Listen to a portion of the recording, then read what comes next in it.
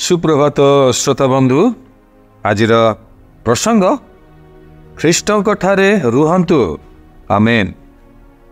आज मनोनीत शास्त्रांश कलसिया मंडली निकटकू साधु पाउलଙ୍କ पत्र 2 पर्व 6 पद। अतएव ख्रीष्ट जीशुଙ୍କୁ प्रभु बोली जेपरी ग्रहण करियछ तदनुसारे ताहांक सहभागितारे आचरण कर आमेन। उपरोक्त वाक्य साधु पाउलंकर आश्चर्यजनक उपस्थापना को समीक्षा करने पूर्वर आसु आमे माने कलसिय 2 पर्व 20 पदर वाक्य को पढ़ा। तुमे माने जदि ख्रीष्टଙ୍କ सहित जगतर प्राथमिक शिक्षा प्रति मृत होइछ। साधु पाउलंकर आश्चर्यजनक उपस्थापना को निरीक्षण करंतु। से कहती ख्रीष्ट विश्वासी बा विश्वासिनी साधारण जीवन रे एही जगतरे रुहंती नाही, ताहले सेमाने केउठारे रुहंती? सेमाने ख्रीष्टଙ୍କ ठारे रुहंती। Amen hallelujah. जे नूतन जन्म प्राप्त हुए ख्रीष्ट ताहार गृह एवं नूतन परिवेश हो जाती। आमेन। 2 कोरिन्थियो 5 पर्व 17 पदरे साधु पाउल लेखन्ति, एणु जदि केही ख्रीष्टଙ୍କ ठारे अछि तेबे से नूतन सृष्टि होइछि, पुरातन विषय सबु लोप पाइछि, देख नूतन विषय सबु होइछि। आमेन। Praise the lord. मोर प्रिय श्रोता बंधु, आपण एही जगतर विषय रे कौनसी प्रकारे प्रभावित और शासित हेबे नाही, कारण आपण एक भिन्न परिवेश रे रहुअछंती।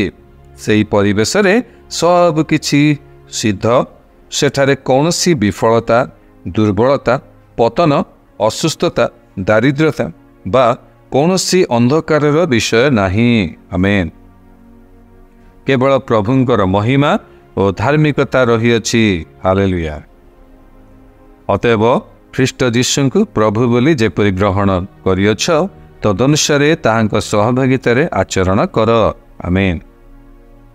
वर्तमान आपण बुझी पारिबे जे आमे माने मूल पदरे कौन पढ़िथिलु?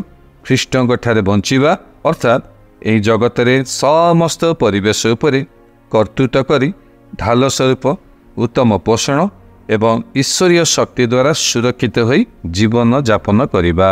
आमेन। ईश्वर आपन को आज वाक्य द्वारा विशेष भाव आशीर्वाद करंतु। आसंतु स्वीकारोक्तिर समय मध्य को जीवा, स्वीकारोक्ति करिबा।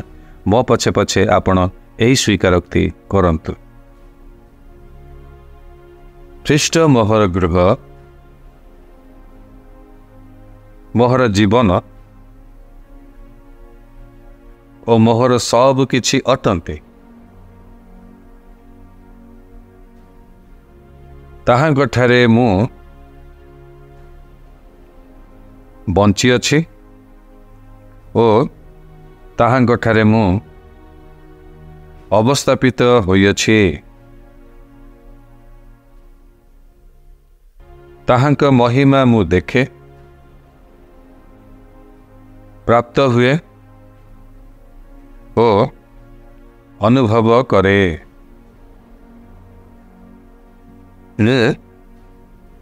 कौनसी परिस्थितिर बशवर्ती नुहे।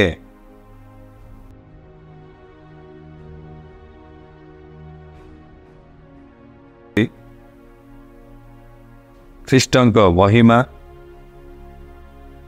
और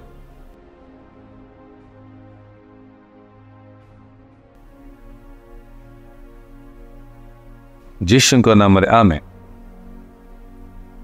अतिरिक्त अध्ययन निमंते आपण पाठ करंतु।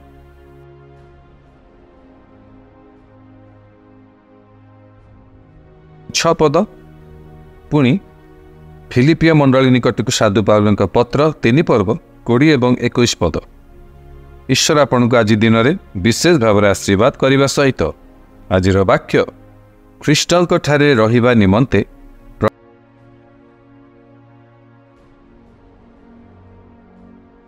करंतु। आमेन।